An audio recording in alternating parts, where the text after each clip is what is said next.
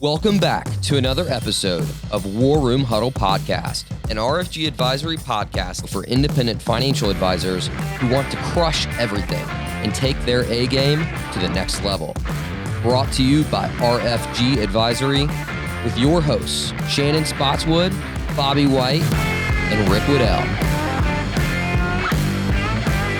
This is War Room Huddle.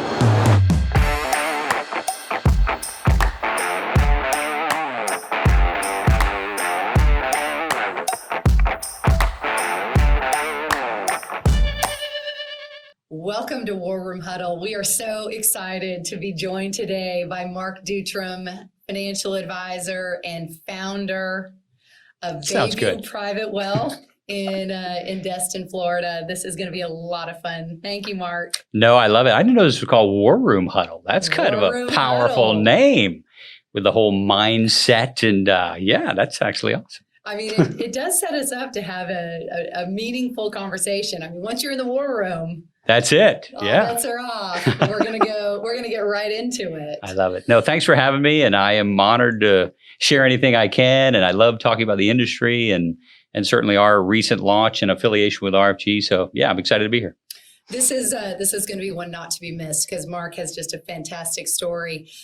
Jumping into really the beginning of how we met, which is your passion for independence. Right. And you started in the business not being independent and spent a lot of time thinking about what that meant to you. So I want to just get your thoughts on it now. You're a couple of years into being an independent advisor, what that means to you. Yeah. So here we are a year and a half later, and I know you gave me a lot of assurance because that was a scary step. Going, again, I had been with larger firms, and of course, we were with LPL, I think like you guys were at one point. And so just kind of launching out. But the fear was really kind of pushed back from all of the things that we could see that we could do as an independent. With the big kind of firms, the wirehouses and everything, you tend to fit in the box, whether it's with compliance, whether it's with technology, whether it's with, statement service, the whole nine yards. And so we just wanted to be different. And we'd even built ourselves into a firm that we didn't really like. In other words, we had way too many clients and we were not delivering, the type of service that we wanted to on a deeper level. So I think we had 400 clients or something at the time. And so we said, hey, we're going to build BayView. And again, with a partnership of RFG, which again, you have an incredible ensemble of people, which is, I love. And we could talk more about that as well. But it helped us, from a technology standpoint, from a customization standpoint, from a scaling down to deeper relationships with a handful of people, of building, I think, what should be a movement in the industry towards, much more accountability, much more transparency, much more value add from an advisor. And so, yes, we're much happier today because we have, I think, maybe 70 families or something like that now. So from 400, we can now have deep relationships and dig so much into, the lives of the families that we represent. And we're so excited to make that leap. And here we are a year and a half later. Here we are. That was a big year for you. And you touched on... And then COVID happened too. Like, let's launch this new firm. Yeah. Let's have a global pandemic. Exactly. So peering over the edge of fear, I mean, you've really looked into the abyss. Your transition is what we call a Tina Turner transition. Oh my gosh. And what that means at RFG is an advisor who has a non-solicit, who walks away with no client information. Right. And that's where you're staring at the ceiling. Like, am I willing, able, confident, courageous enough to take that big leap? So let's circle back to that time before your transition and that fear, and what really got you over that hump. Yep. I love that. And, as you know, my faith has a lot to do with my walk in my life. And I think, everything is coexistent, whether it's my personal life or whether it's my work life. So I had prayed a lot about it. And then I think a lot had happened with the bank, and again, I don't know if you've seen recently its transition, but So there were things that aligned that, sometimes excellent, stands back in the place of good, because what we had, and as you know, you can make very good money in this business and have a lot of things that are good, at the expense of something that could be great. So, things kind of aligned. The RFG relationship, came about. The bank things were actually transpiring. The team that I had in place, I finally felt like I have the right team to actually make this transition.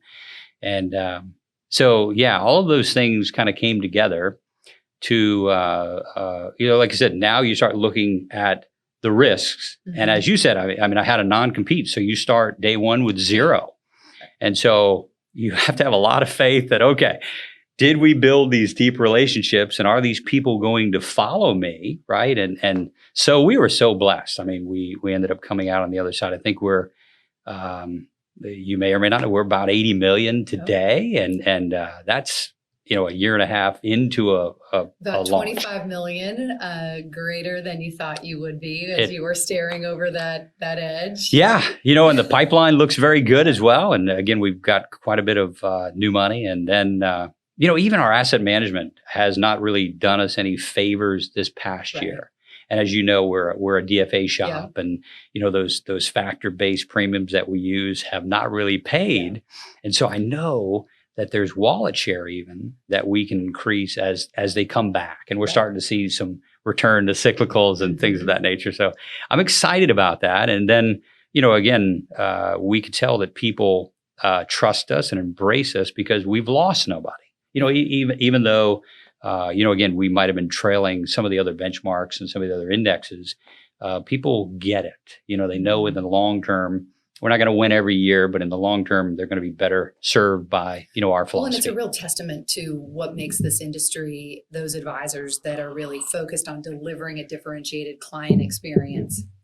Yes. It's a testament to that. I mean, you haven't lost, you've built your firm, you've had that ability to retain all those relationships as a result of those personal connections. In spite of, what I mean? What doesn't kill you makes you stronger. Right. And I really think that. I mean, it's been a different year for me from wearing so many different hats. There were things at the bank that I didn't have to do, things, again, with LPL. So now, trying to manage working in the business and on the business has been a kind of a little bit of a balance challenge for me. But I think, again, I love it more every day and moving in the right direction. One of the newest hats that I've really noticed that you're wearing, because you're absolutely knocking it out of the park on the marketing front. Oh, gosh. This is not a hat that you wore before. No.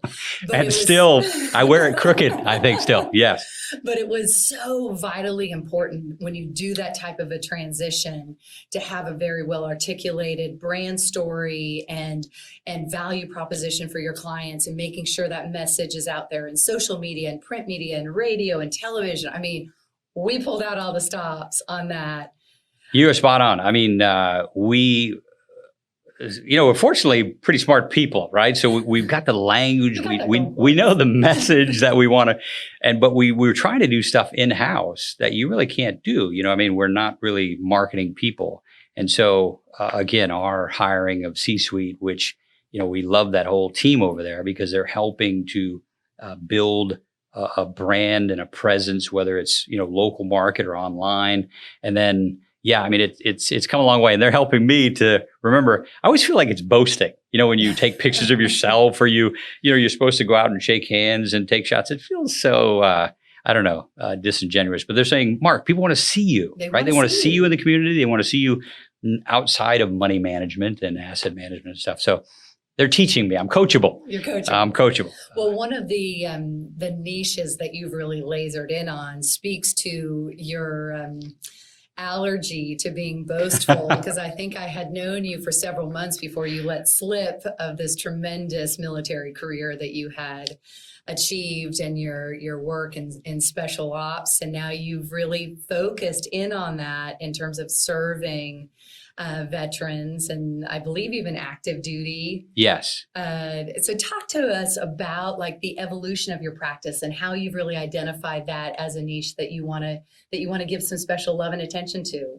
I love that. Like I said, working in the business instead of on the business, and it's something that we've talked about, a niche for a long time. We've talked about in our area, different places, and it's not just about money, but of course, military means a lot to me. And having been a part of that, seeing even some of the mistakes that people make, and then the lack of, the military has its own language, as you know, but it also has its own, category of benefits, from life insurance to health benefits to retirement. And so we finally have articulated, matter of fact, C-Suite has helped us with a military branding piece that is so beautiful. It is awesome. We're rebuilding our website to actually incorporate that. But the majority of our existing clients have some type of military background, whether they're retired or active now, and or even in the defense industry.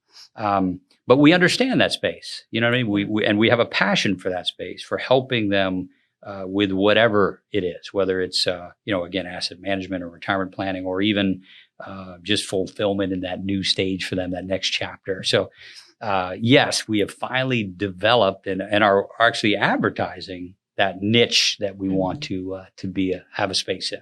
How long do you think you were just circling around that idea in your head about wanting to be intentional about serving the military? God, probably a decade. Probably a decade. Truly. Yeah. I mean, and again, we had the clients, right? And so just, I do client education at the college, local college, and just so happens that a lot of military people will come to that. And so they would come, and because we talk about estate planning and retirement planning and asset management, and but actually articulating that and refining it into our online brand and our actually print collateral and stuff was really something that I feel proud about it, and long overdue. I mean, that piece is one of the best I've ever seen in our It's industry. fabulous. Yeah, it's good. You guys really did a great job with that. Are you an advisor looking to make the move to independence? RFG Advisory is an innovator in the wealth management industry with a winning culture and a fully integrated tech platform designed to help advisors take their practice to the next level. Let us get to know you at rfgadvisory.com.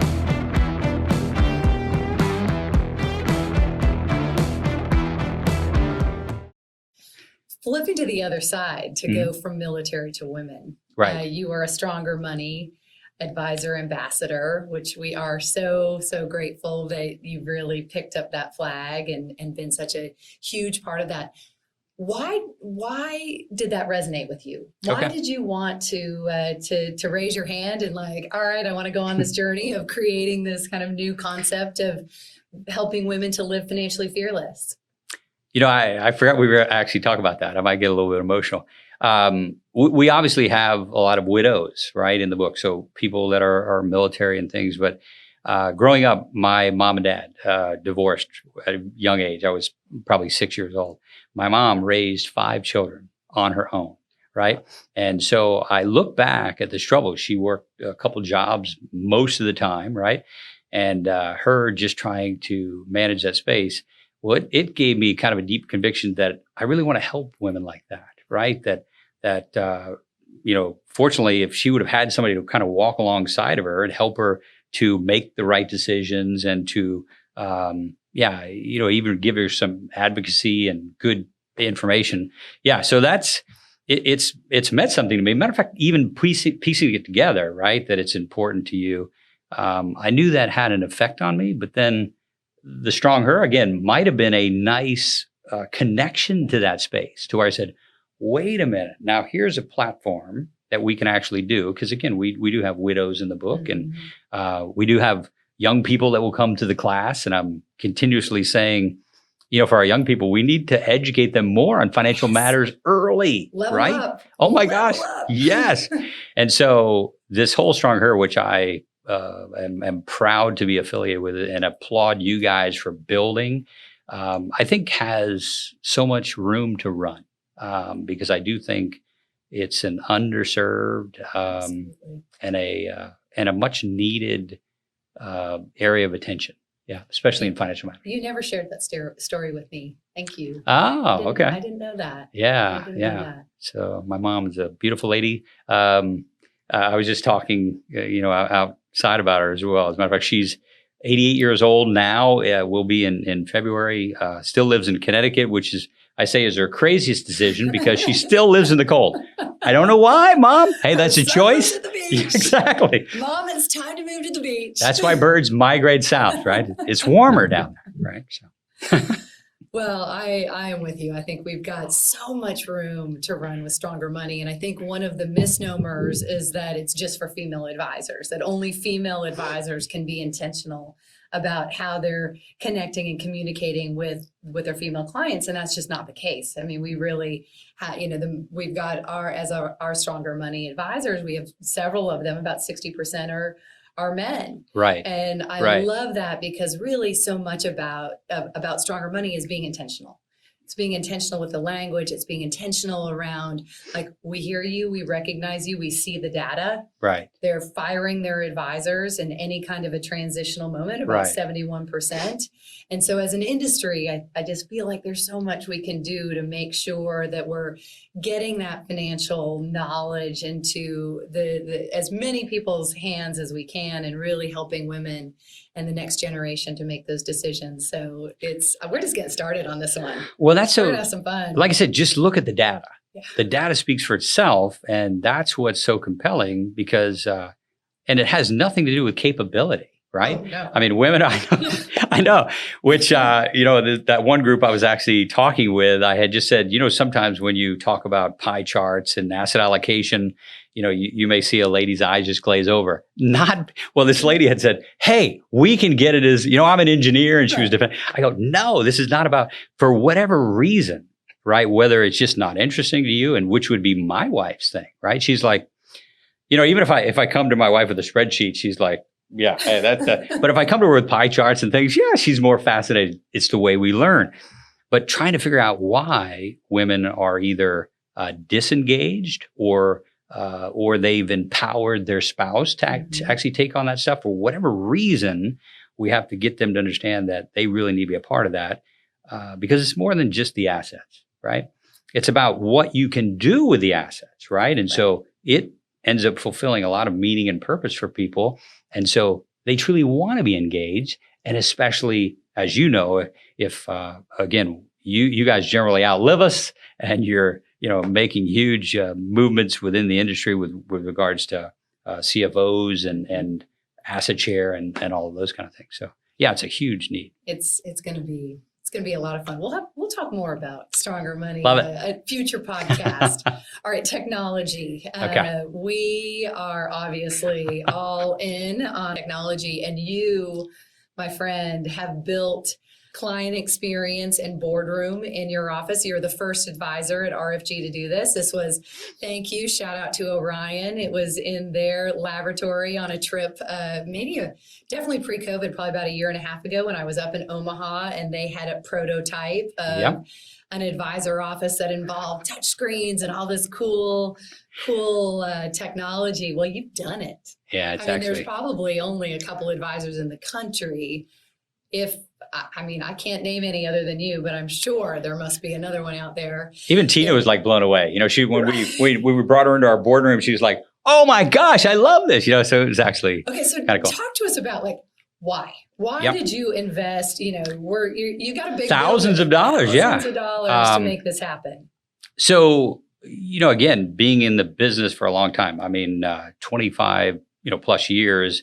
And having this whole kind of piecemeal system, and even, for a long time with LPL, I assumed because they were so large, they probably had the best technology. They invested hundreds of millions of dollars every year in technology, but they really shouldn't have. They should have went out and really hired the people that do what they do best, like an Orion and I call it step one. You guys always call it the other. But so all of these pieces I saw with RFG, it's one of the things that really attracted me to you guys is these components, and then the better that we can do, because even the things that you provide, if we don't dig deep into them and figure out how to use them, and that's why I loved Danny's recent podcast, because they're doing it. They have a technology day where they're going, hey, we got to really dig into the software and see ways that we can add value, because really it's just a software. until you figure out how to tell a Turn it story. on and tell Yeah. And how do you answer questions and how do you find out information and how you present?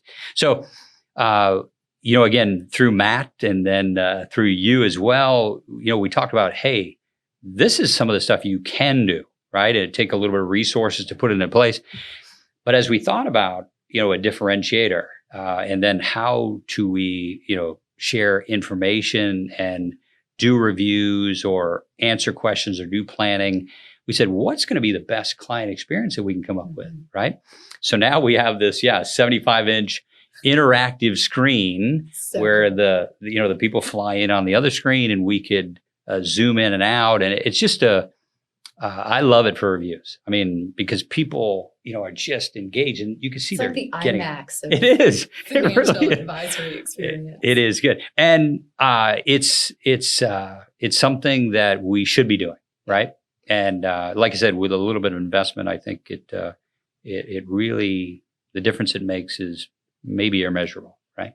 Yeah. Well, I think that this is, this is the future of our industry. Those advisors that can deliver a truly differentiated experience that amplifies that one-to-one connection, that allows whoever needs to be, whatever stakeholder needs to be in the room is in the room. Mm-hmm. So the client's children, if you need to bring in someone else, one of their professional resources, a CPA, an attorney, just to be able to facilitate an immersive experience for the client to feel like this isn't only, this is different than being face-to-face. And I still want to have that, right. Let's sit down face-to-face, but this is an equal experience in terms of the emotion and the connection. And I feel really taken care of. Right. It's so great that you did that. Well, FinTech is exciting. It's a so space exciting.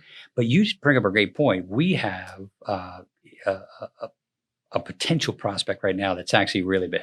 And because of that, having clients that are, we have obviously families all across the country. We have some clients in different states, but being able to bring in, the children and building relationships. But this is a mom that lived in New York, that now migrated south. Mom, if you're listening, right. Yes, you got to migrate south. Who we are in and again, very high net worth client that we will get probably because of the technology and probably because of the connection that we made. So, I think it would open doors, and I think once somebody sees it, they would say, "Why isn't my guy doing that?" Yeah. It's like anything. Once you see, once you got your first iPhone, you couldn't imagine it. Yeah. And then you got it, you're like, how did I ever live without this? Very true. Very true. You mentioned earlier, as we were talking about kind of peering over the edge of fear, that your faith played a huge role in these very intentional decisions that you've made about your professional career. The San Francisco girl in me always kind of wades into this with a little bit of trepidation, because we tend to think of talking about love or talking about faith in a professional context as being a taboo subject. Right. But since you brought it up, I wanted to circle back to it and ask you a question that I think a lot about, which is, how do you weave together your faith and your professional life? Yeah, I mean, that's God means the most to me, right? And if he's not first, then I'm not as good of an advisor as I would be, right? Because now he's helping me be the best version of Mark that I can be. I can now be the best husband that I could be. I can be the best dad that I can be.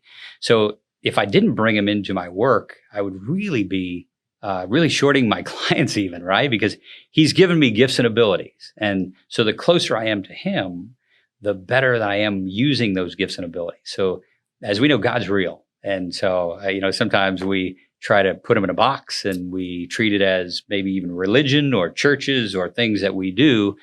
He's a part of every minute of every day. I mean, I talk to him all throughout the day. I heard from Bobby's podcast, I guess he and I have a similar morning routine. I mean, I get up very early. I pray every morning. I do fitness every morning. And so he's a part of starting that day to say, where am I falling short? Again, how do I grow closer to you? How do I be more like your son? Right. Mm-hmm. And so that is important. So I brought it into my office. Again, we're fairly new, but I've thought about actually putting some scripture on the walls in my office and things. stuff that we want to work. There's quotes and sayings into our print collateral, our website, our things of that nature. And we started again with my team, praying every Monday. So new week, we're praying for that we do a good job for our clients, that we do a good job for our employees, that we can provide for our families, that he brings us the right people, right? Not necessarily everybody. We just want the ones that would appreciate what we do and that we could add value to their lives. So we're really trusting him in that whole process, right? And so they are not independent spaces. They coexist. Does that make sense? I mean, absolutely. Yeah. And I know that's, faith is important for you as well. So it's important to me, and I would be. Well, one of the things, that we talk a lot about at RFG is that you can't just be motivated, right? You can't wake up every single day and be like, I'm just going to be motivated today. Right. You have to be purpose driven. Sure. Like we're all human. We just cannot sustain that level of just every day I'm going to self-motivate. And so I think a lot of this, as you're building this intentional practice and as you're thinking about what your, the future of your practice looks like, and serving in the military and serving women and having that real servant heart, so much of that is circling back to what is my purpose? What is my higher purpose? Why do I do this? Right. I mean, I saw a quote the other day. If building relationships is what business is all about, then that should be your business, right? And building relationships. So, again, it is all about lifting others up, right? Adding value to other people. And then when we do that, God uses all that he has to lift us up. So we promote others and he promotes us. That's a great, I can't think of a better leverage type of factor. And I mean, not that he's going to, he doesn't promise you prosperity in the terms that we think about, but all of the fruits of the Spirit that we love. So peace and joy and patience and, all of the things that, again, we need in this world, and motivation and purpose and meaning. And which we know that just because you have resources doesn't mean that you'll have a fulfilled life or even a fulfilled retirement. It is, again, what you do with that, and what was your purpose here on earth, and what do you do with those resources? And we try to, help people find that. Again, it's not just words that we use. What is success to each one of our clients? And it's not just resources. Where do you find the most meaning and purpose in your life, whether it's with your family or whether it's with the community or both, right? And and like you said, that's an internal drive that I drive for my faith. That's a wrap. I mean, that's a mic drop. That was. Is it done? Are we done? That was really great, Mark. I love it. Really appreciate you coming in and sharing your tremendous insight and energy. And it's such an honor to be your partner. This has been a great relationship with us, with RFG, and what a great partner. And I think that's what you guys do, that ensemble. You spend all of your time promoting your clients, which is us. And I mean, what a tremendous value proposition, right? So I love it. Love it. Thank you for tuning in to War Room Huddle. War Room Huddle is a production of RFG Advisory, a leading innovator in the wealth management industry. To learn more about RFG Advisory, head on over to rfgadvisory.com and subscribe wherever you listen to this podcast.